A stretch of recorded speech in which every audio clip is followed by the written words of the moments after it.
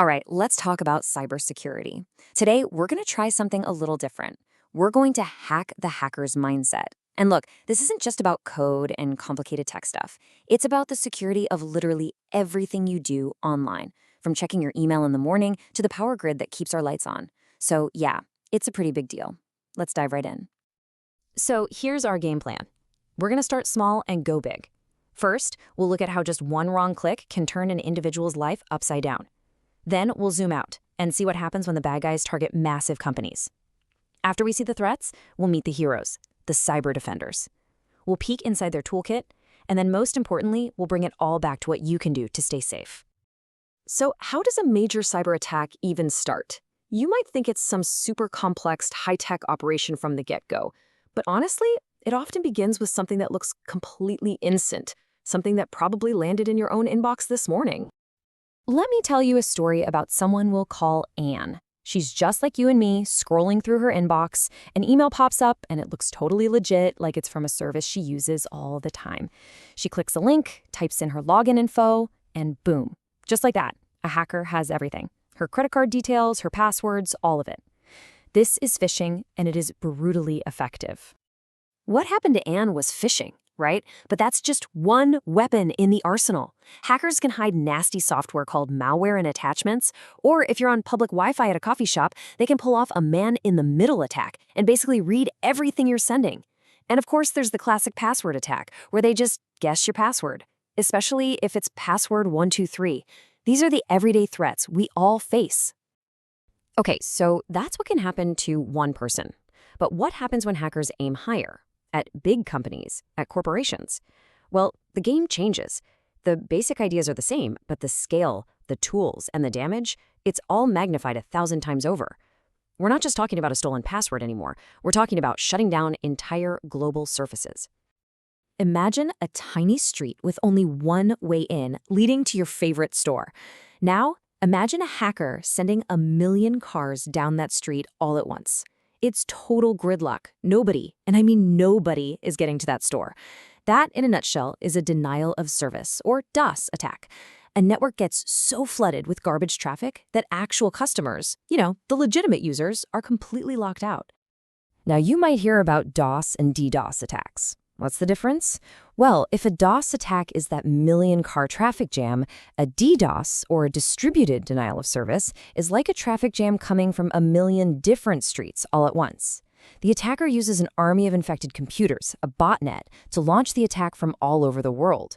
It's way more powerful and way, way harder to stop. And believe me, the attacks get way more clever than just brute force. Take an advanced persistent threat, or APT. This is a whole other level. The hacker doesn't just smash the door down. No, they're like a spy.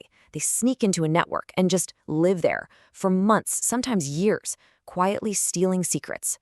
And then there's something called an SQL injection, which is like a Jedi mind trick on a website's database, convincing it to spill all of its most valuable information.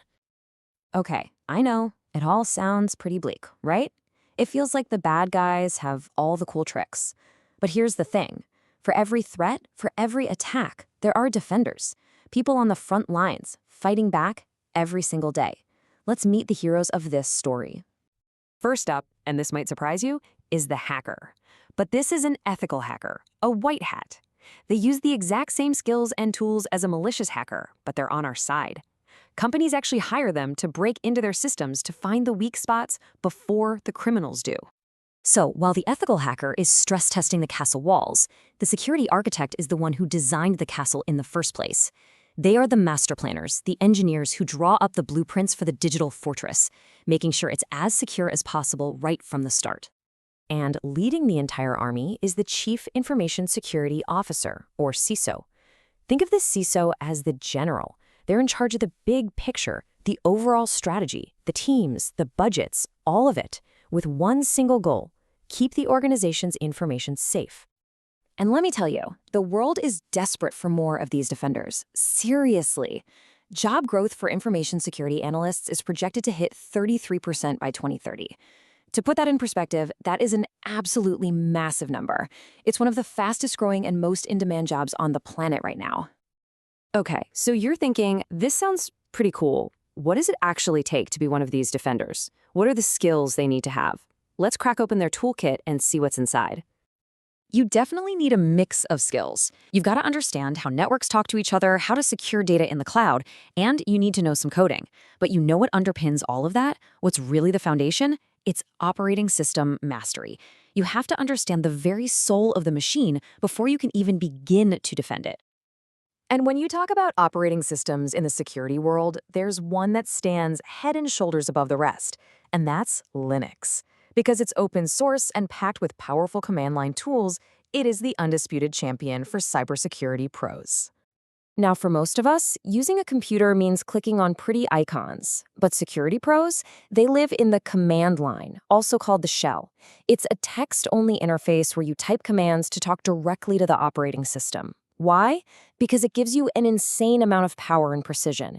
It's the difference between trying to perform surgery with a butter knife and using a laser scalpel.